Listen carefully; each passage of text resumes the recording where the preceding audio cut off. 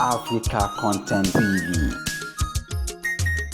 Sabi Anabi sálẹ̀ mi, sabi Anabi OSUPA mo jẹ́, mi ò kì í ṣe Anabi, mo ń kọ́ sí Anabi mi ni. Ẹ̀rí tí ran SAABE tó bá ń pè rẹ̀ l'Anabi. A jẹ́ pé ó fẹ́ ṣègbè, ó fẹ́ kókọ rẹ̀ ó parẹ́. Láyé Anabi táyé màmá ni. Tó bá máa kéwú kó lọ béèrè Musala.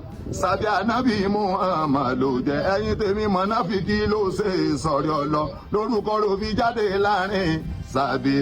Anabi òjíṣẹ́ Ọlọ́run ọ̀kan ṣoṣo. Torí pé Àyìndé Barrister mi, Anabi ni, OSUPA SAHEED mi, bàbá tèmi Anabi ni, Alabi Pasuma mi, Anabi ni, Papa Obesere o, Anabi ni, ẹ̀rí tí ran SAABE tó bá ń pèrè l'Anabi.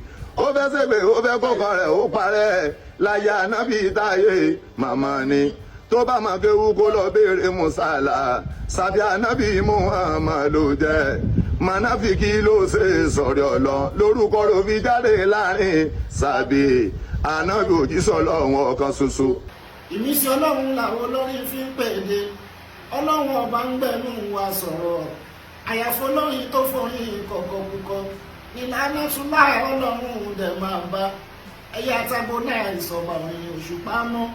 Ànábì kan ni kò jáyò pa. Mo rí torí kò sórúkọ tó lórí ò lè jẹ́. Àṣetánì ni nǹkan la ò lè sọ́ra wa o. Ìlú gbọ́pọ̀ lórí jẹ́jú dá sí rí. Ṣé borúkọ tó mú láyé bá ní jẹ́? Àǹfààní wa kaba náà bìjọ orúkọ. Aláwo la ò gbọ́dọ̀ gbéra wa. Àti Ànábì lágbolé Fújì, ọmọ orin òṣùpá Ànábì. Ajíbọ́lá Pàṣọ Ànábì, Àtòbésèrè. Èmi mú rí tọ́lá gbọ̀ngàn Ànábì. Ṣùgbọ́n àwọn Ànábì kan ti wà tẹ́lẹ̀. Ó jíṣẹ́ ńlá tó padà wá dé. Torí mo ti kọ́ tipẹ́ pé wòlíì kan ni mí, òjíṣẹ́ kan ni mí nínú musician. Ọlọ́run ló fi rán mi, yóò fagídí ṣe music, yóò fẹ́ kánú kọ lyrics. Láti èmi lọ irin sí mi, mo fẹ́ kẹ́ máa kíyèsí. Ìsọ̀rọ̀ sí mi, mo fẹ́ kẹ́ máa kíyèsí. Gbogbo tí mo bá ṣe, mo fẹ́ kẹ́ máa kíyèsí. Tòrò òun Ọlọ́run lòun ènìyàn ó.